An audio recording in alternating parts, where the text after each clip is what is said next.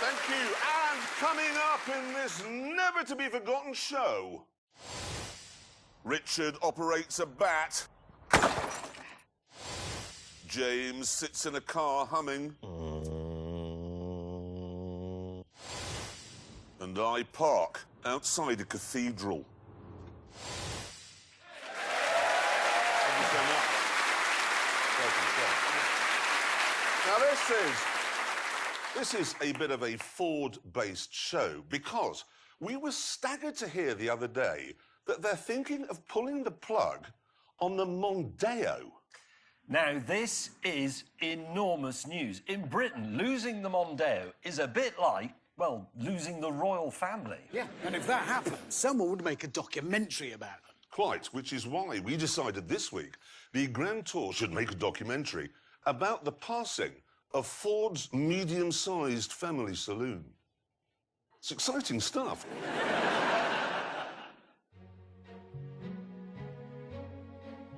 The Mondeo story actually begins way back when the world was black and white. With this, the Ford Cortina. This is Genesis, the first chapter in easily the most important book in British motoring history. It came along in 1962, and apart from the CND rear lights, it was nothing special. It wasn't revolutionary like the Mini, it was just an ordinary family saloon. Ford therefore decided that to put it on the map, they'd mount an assault on the world's racetracks, which meant creating a high-performance version, the world's first ever fast Ford. And this is what they came up with.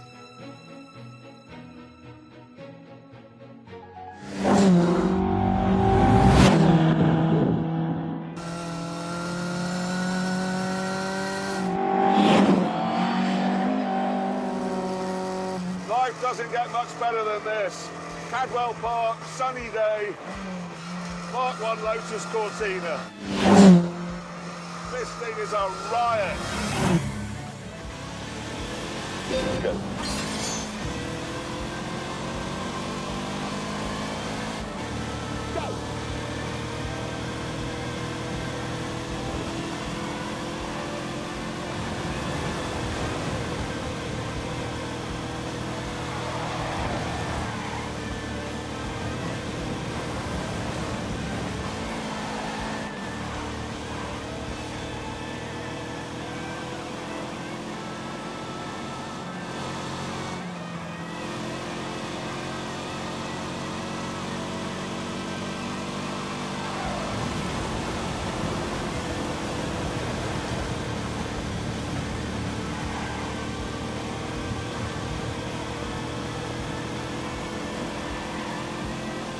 Come on, turn. That's will do. Glory hole.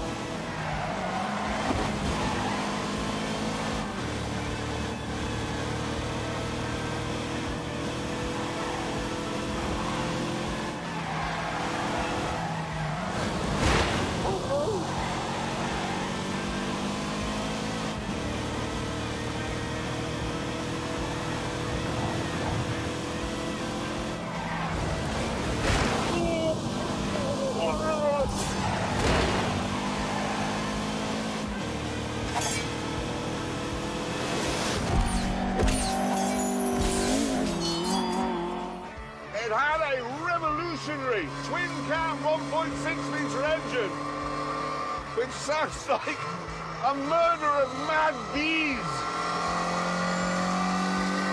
It revved like hell, all the way to 8,000 RPM, and produced 105 horsepower.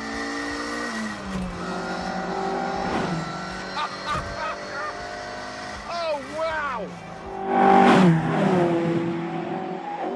The result was some spectacular performance.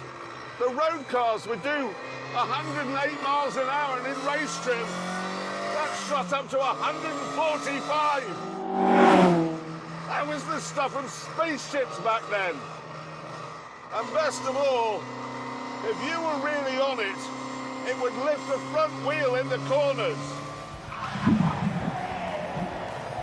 On the downside, it didn't stop properly, and there was very little grip. So it was an oversteer mentalist. No.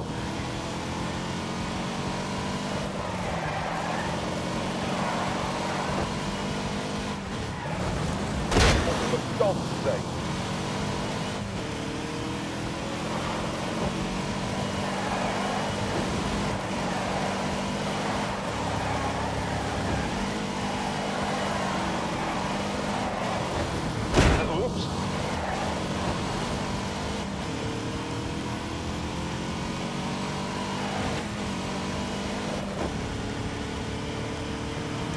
Quite scary through here.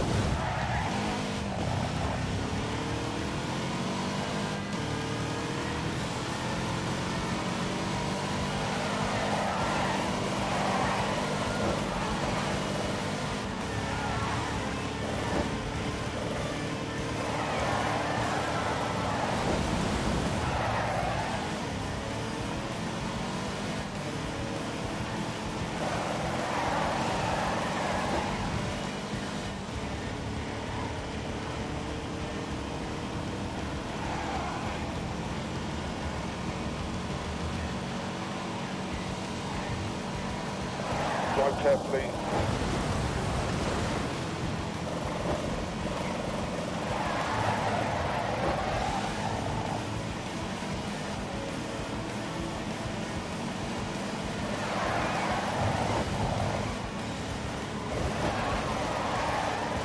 Oh, keep your foot in it, man.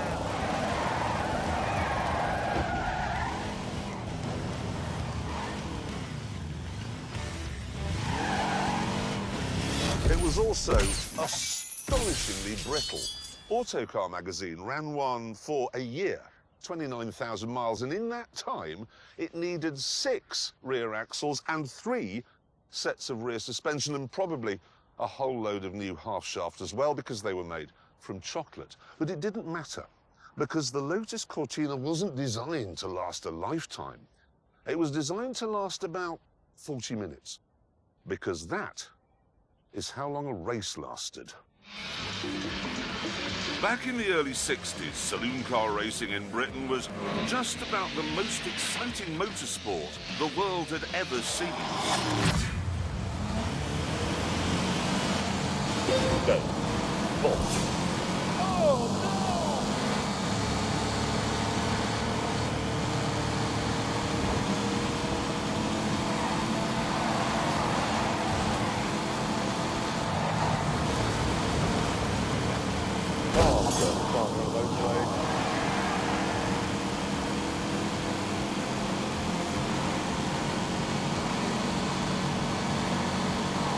Look at that for a tidy line. Fuck it! Get on with it.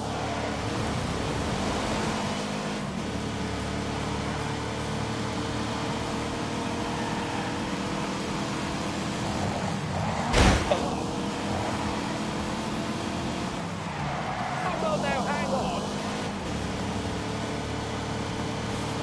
Very, very quickly here.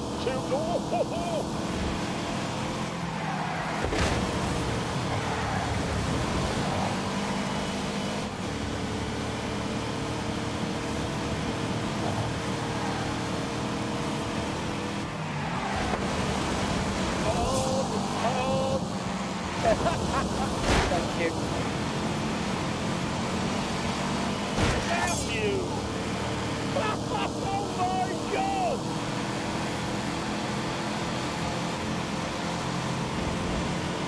Go, go, go, go, go, go!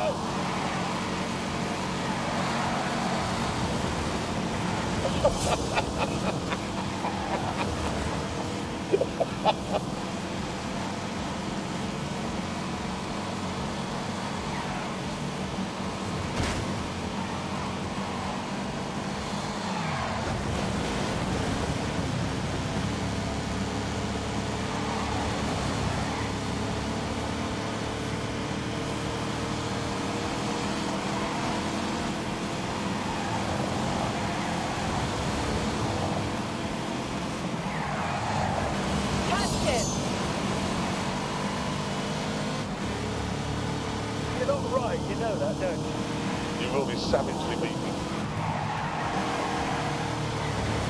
Oh, good.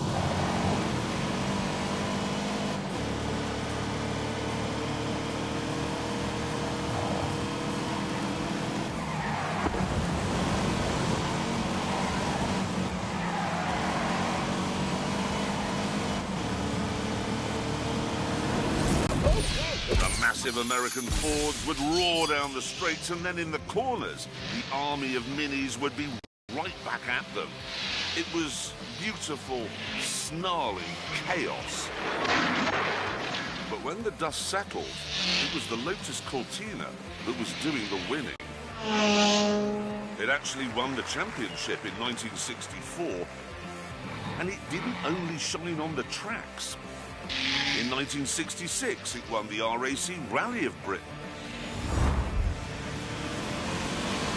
There we go.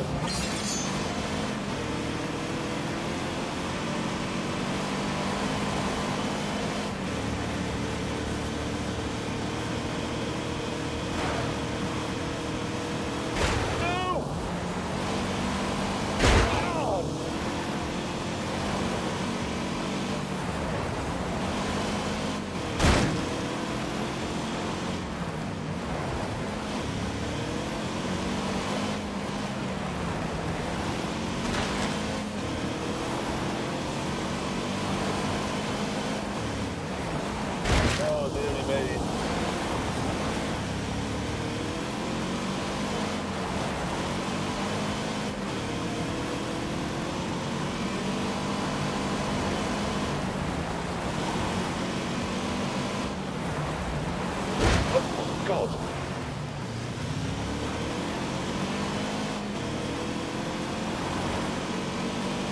That's all do. Oh! At this point in history, rationing had only just given way to the Rolling Stone, and the glamorous Cortina caught the mood of the moment perfectly.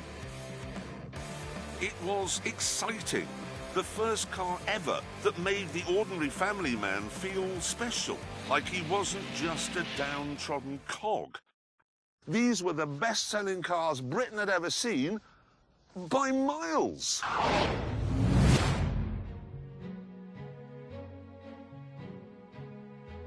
You joined me in Doncaster, outside my old school. And I remember very clearly coming out of that door one afternoon in 1969, skipping along here, coming round this gatepost here, and I noticed that parked over there was a 1600E, an E in amber gold, just like that.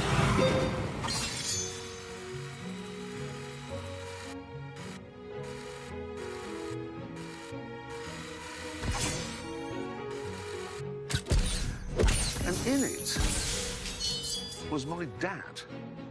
What's over there was a 1600E, an E in amber gold, just like that.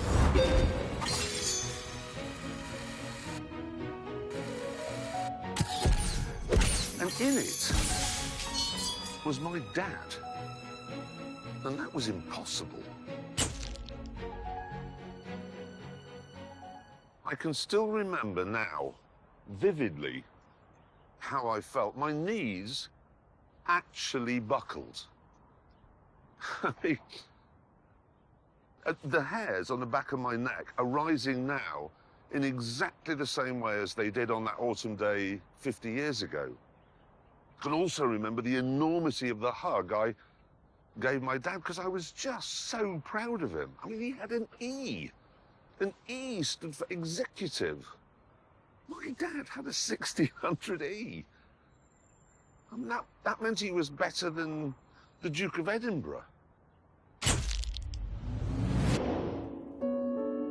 A few years later, in South Wales, another young boy called James May went through the exact same thing.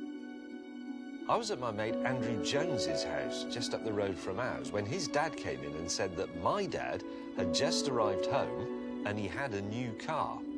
So, I went outside, and there, parked next to the curb, was a brand new Cortina GXL. And I thought, Well, that can't be my dad's new car.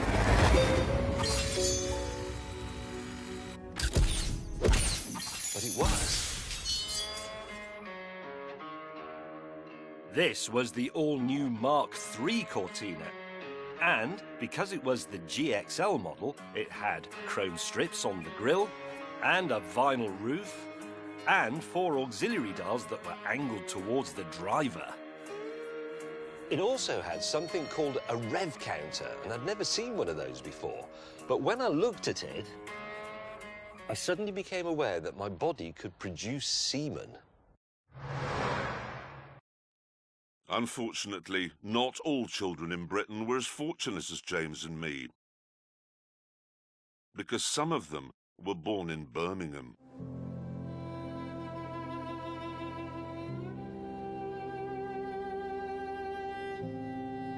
And you couldn't really have a Ford here because this was the home of British Leyland.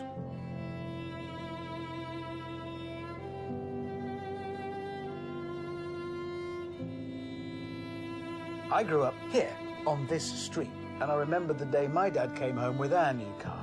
I prayed it would be a Cortina. Literally prayed. But it wasn't.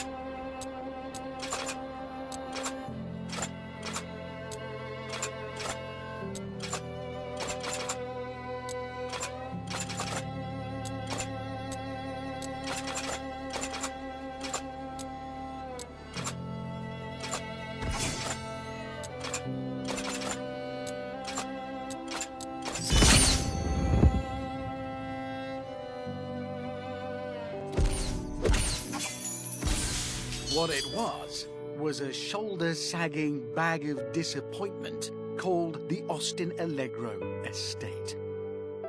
It doesn't even have 4 doors. What was my father thinking? Why did he do that to us? I fell to my childish knees, threw my head back, and I howled at the sky. Because my dad had the GXL, he got the brake servo and the alternator as standard. I'm sorry to keep banging on about this GXL thing, but my mate Lonnie, his dad only had an XL, so he was scum. Away!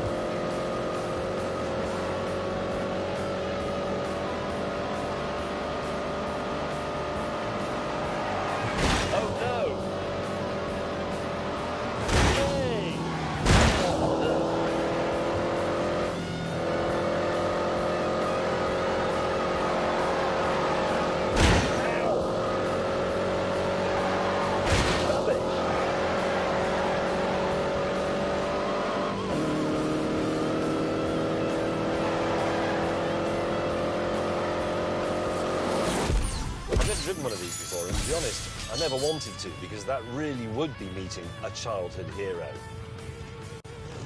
I love it, though. Thanks, even better now, can't you? What about this one? That's it. Outside of Birmingham then, everyone, young and old, was in love with Ford's four-door saloon. Hang on a minute. I've never driven one of these before, and to be honest, I never wanted to, because that really would be meeting a childhood. Ford sold a Cortina somewhere in Britain every 47 seconds. In 20 years, they sold 2.6 million of them. And let me put it this way, British Leyland took twice as long as that to sell half as many Minis.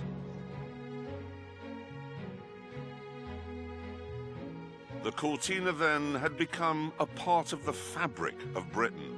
It was the nitrogen of our existence. But on the 22nd of July, 1982, Ford pulled the plug. And that was the end of that. Sad story, of course. Well, it's a great story. It goes on. You feel better? Yeah. Ford didn't give up on the idea of a multi-million selling medium-sized family saloon. They came up with a replacement. It was called the Sierra. Here is a picture of it. And to begin with, it was a bit of a lemon. It was. When it came out, everybody said they hated its kind of futuristic aerodynamic shape. They said it looked horrid, like a jelly mould. And then everybody worked out the aerodynamics didn't even work. Another problem was the motor trade hated it because that plastic front end, if you had a crash, it would boing back into shape, which was all brilliant, but you didn't know that everything behind it was actually smashed to pieces. Now, Ford decided there was only one way to get everybody to fall in love with its new mid-sized family saloon, something they'd done before. Make a fast version. What they came up with was this. The Sierra RS Cosworth. A car that could do 150 miles an hour.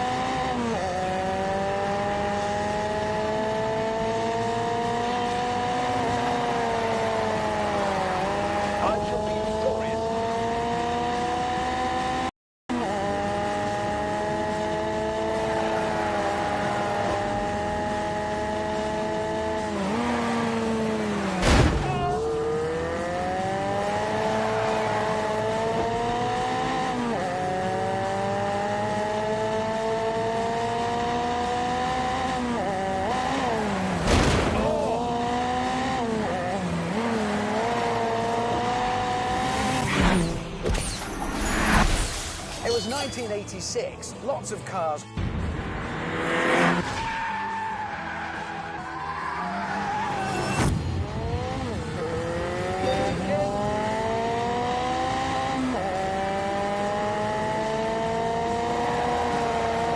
Unleash the beast!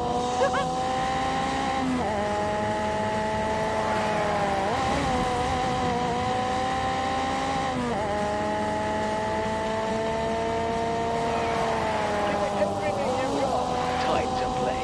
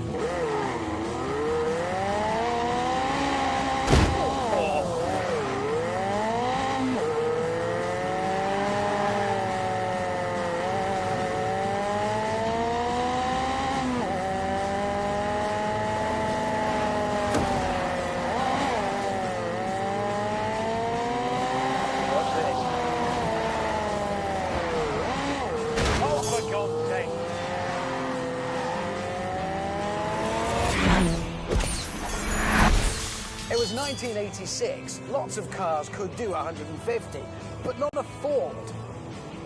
That was madness. BMW and Mercedes could not believe it. This was the gardener coming into the parlour and kicking the Baron's teeth out.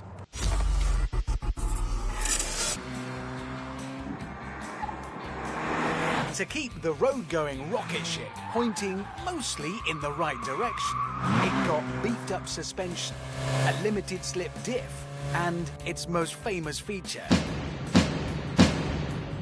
that massive back wing. And that wing says everything about the Cosworth. Compared with grown-up things from Mercedes and BMW, it says, ah, sod off. I don't care what you think about me.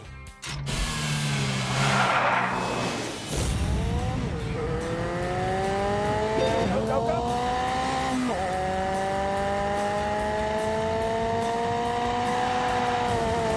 Are you ready?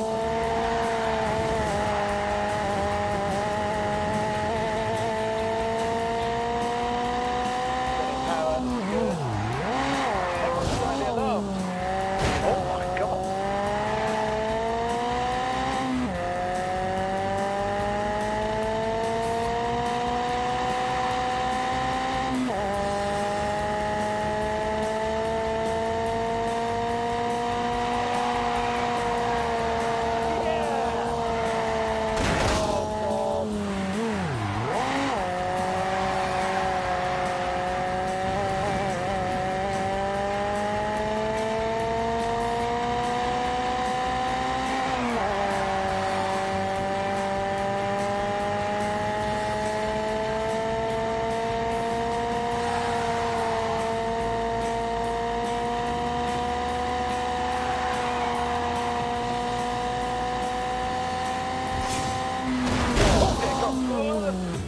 Not that way.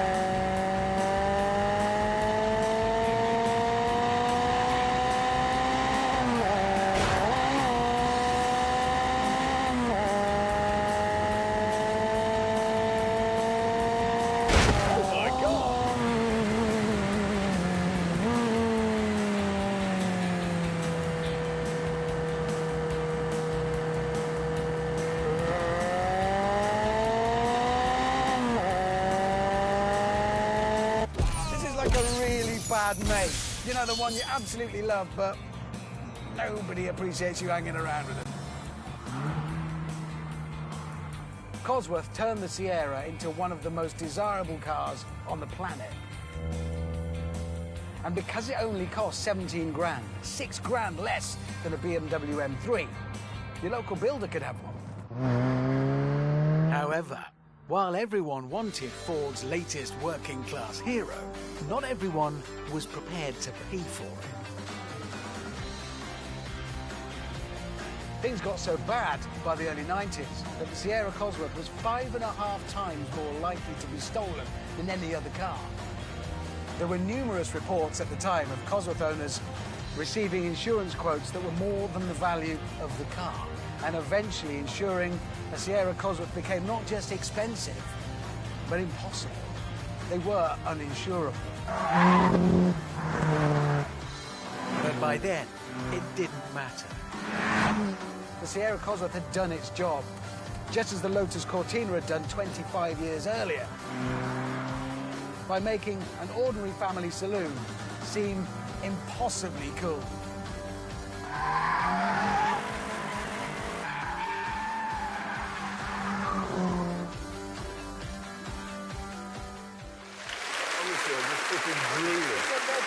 Absolute legend, really watching. We must now find out how fast the, let's see if I can still pronounce it properly, the Cosworth Yeah, I still Yeah, got that's it. good. That's it. The Yeah. cuzzer. You know what I mean? The cuzzer. Let's see how fast it goes around the Ebola drone.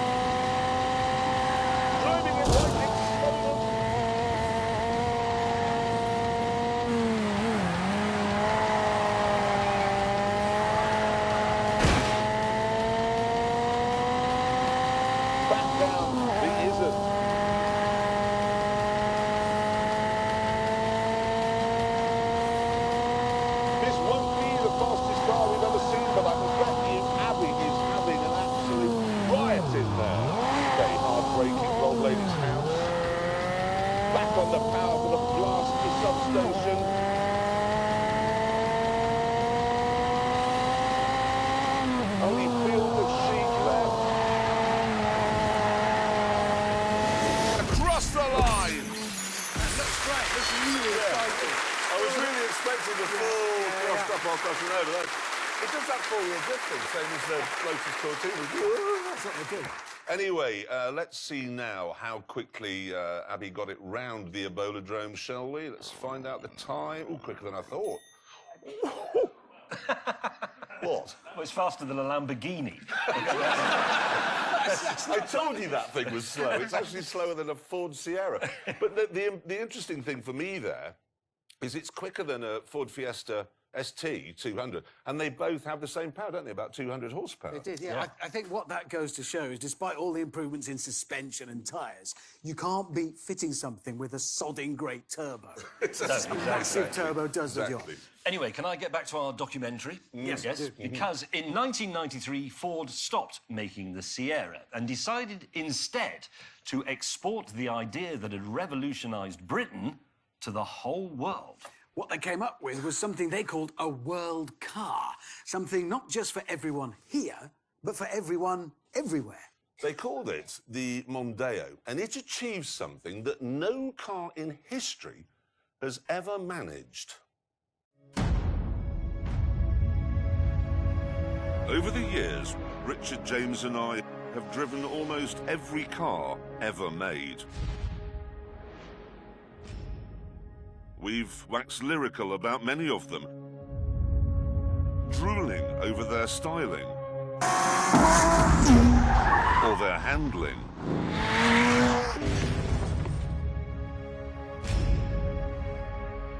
But incredibly, there is only one car that we all like. This one, the Mondeo ST Estate.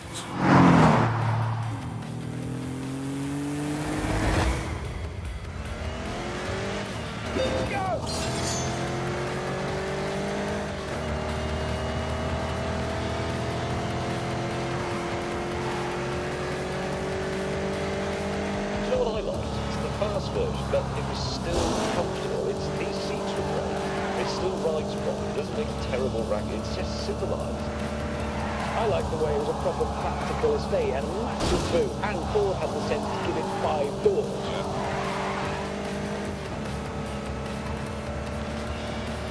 I like speed. Oh, there's a spot.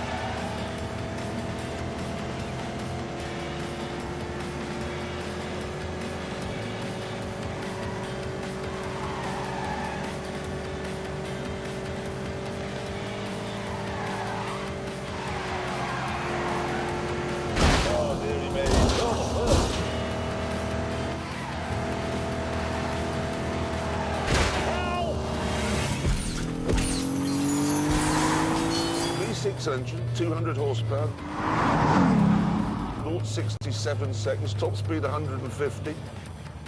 He didn't look it, but this was as quick as a Cosworth. And when they turned it into the ST220 in 2002, it looked right as well. They should have sold these by the million. But there was a problem. This. The first so-called MPV, the Toyota Picnic. In 1996, when it was first introduced, we laughed at it because it seemed so stupid. I mean, why name a car after something you might do in it? Picnic. No, they didn't have a Toyota dentist, did they? The Honda pop to the shops. It's just an ordinary act. It's not even exciting. The Volkswagen dogging. It's just a naff thing to do. And the MPVs kept coming, and leasing a Mercedes got cheaper, and the effect on Ford was astonishing. In 1994, they sold 127,000 Mondeos in Britain.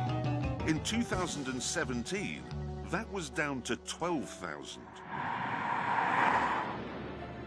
In America, things are so bad, the Mondeo will be pulled from the showrooms this year.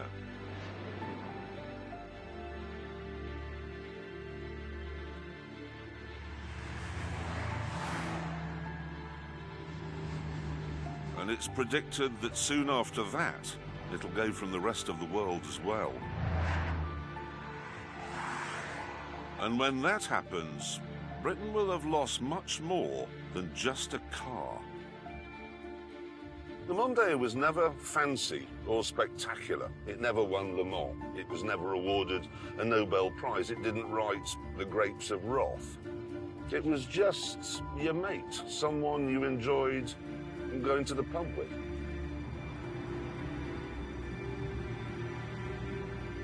And here's the thing. When someone fancy or spectacular, like, say, Mick Jagger dies, it'll be sad. But when your mate dies, that is heartbreaking.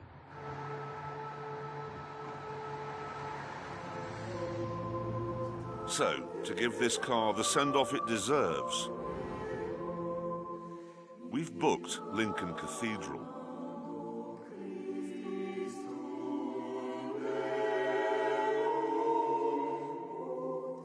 And invited some like-minded souls to mark the moment of its passing.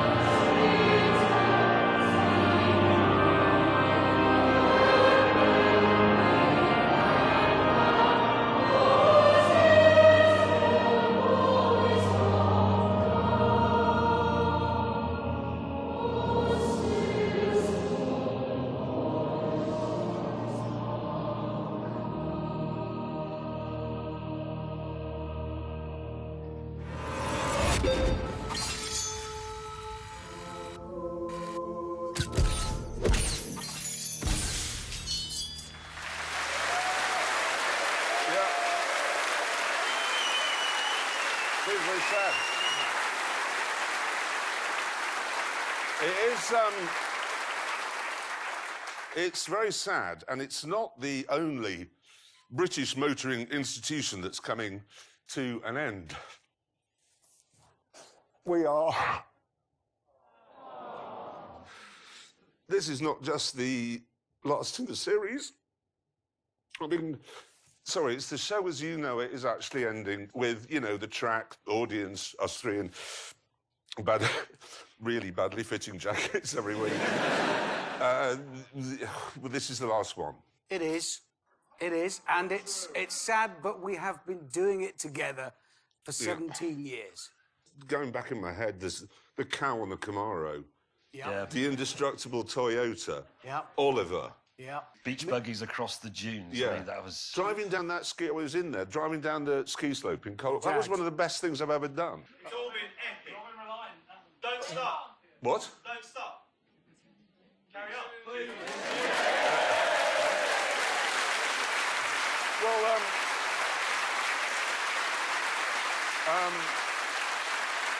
we do have some good news. We do have some good news. We're not. Oh. We're not stopping. We can't. We'd have to get jobs. No, we're not actually stopping. No, I mean, the truth is, Amazon loves us. We love Amazon, so we'll carry on a bit. Yeah, we'll stick around. The thing is, as I said, the show as you know it is ending, and that's very upsetting for us. You know, the audience and the, you know, and this sort of thing, and the track. But who'd like to see us doing more big adventures? Yeah. Road trips. Road trips. Specials. Who wants some specials, yeah? Thing is, there is... Thank you. There's still so much of the world we haven't been to. So many people I haven't insulted. So, there are so many cars he hasn't crashed. Yeah, exactly. So, although this is gone, the Grand Tour goes on. It goes on. It goes on. We are going to need walking sticks and napping. No, we are. We are. So while it's not goodbye from us, it is goodbye from this. Anyone want to buy a tent? See you. Take care. Soon. Take